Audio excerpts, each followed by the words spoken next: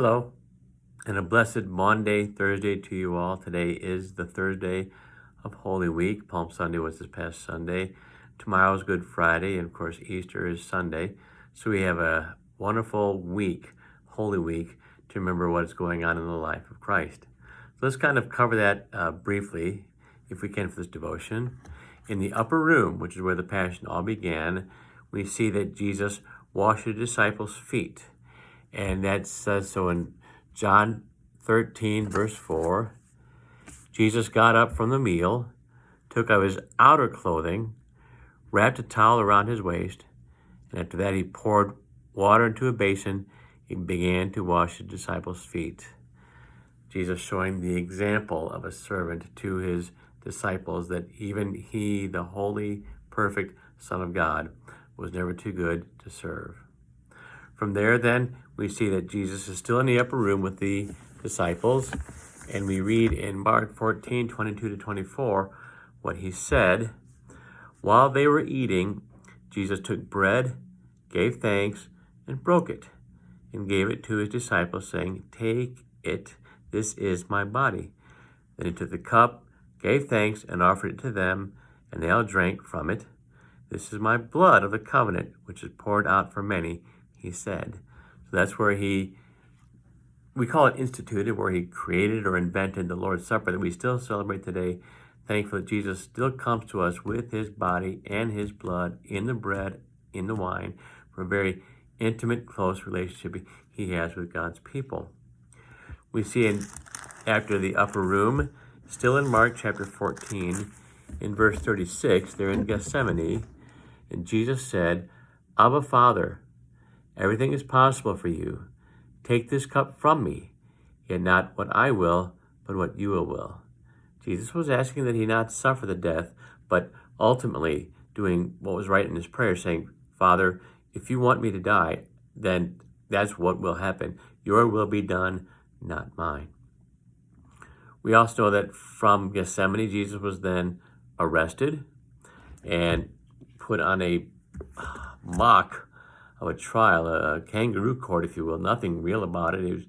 They were going to find him guilty no matter what, and they finally made the charge of blasphemy. He called himself the Son of God. That's who he was. Stick, and so he was put to death for that crime, that blasphemy, using God's name in vain. After there, we go to his crucifixion, which is in John 19. We'll look at those verses real quickly.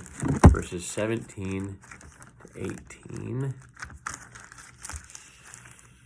Where Jesus then is on the cross, and simply verses 17 and 18 of John 19 say, carrying his own cross, he went out to the place of the skull, which in Aramaic is called Golgotha. Here they crucified him, and with him two others, one on each side, and Jesus in the middle. That was the crucifixion.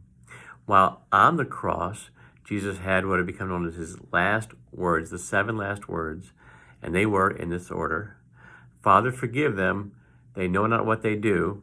Him not wanting to hold any sin against those who crucified him, against those people. Next, he said to the thief on the cross, who was expressing faith in Jesus, "Today you will be with me in paradise." What a beautiful thing it must have been for that sinner, obvious sinner, to hear Jesus speak those words. Third thing he said, seeing his mother Mary and the apostle John at the foot of the cross, he said, "Woman, behold your son, and behold your mother," giving John and Mary to each other, so John to take her now on as his own mom, care for her. Fourth thing he said was, my God, why have you forsaken me?" Quoting Psalm 22. He then said, "I thirst," and I'm sure he was very thirsty, but he had a few more things to say, so he wanted to be able he could say them. Sixth thing he said was, "It is finished." All the prophetic stuff about the death, resurrection, all that would come to a head beautifully. That the resurrection would still be fulfilled, but that the climax of the ministry had come to an end. And last thing he said was, "Father, into your hands I commit my spirit."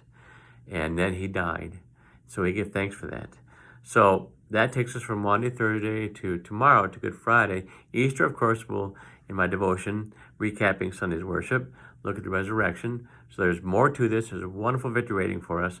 So we give thanks for what Christ has done in coming to us as a human being, still fully Son of God, but also fully Son of Man, and surviving and putting on with the world as it was and dealing with it, yet taking the cross to the place of his death and dying for our sins. So again, like I say, please join me again on Monday for the part 2 of this devotion, if you will, where we talk about the resurrection and give thanks for Jesus Christ for what he's done for us. God bless your Holy Week.